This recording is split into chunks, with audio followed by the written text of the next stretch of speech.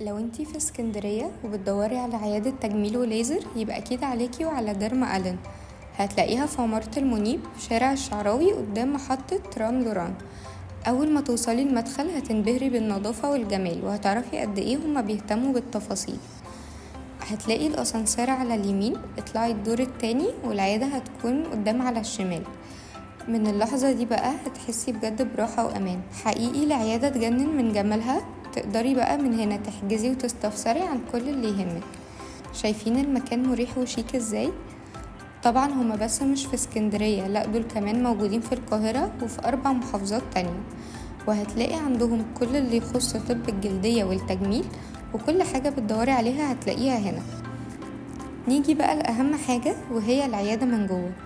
دي غرفة الجلدية مجهزة بالكامل على أعلى مستوى بأحدث أجهزة ومعقمة ونظيفة جدا. جنبها على طول غرفة ليزر إزالة الشعر اللي برضو معقمة ونظيفة ومريحة فوق الوصف.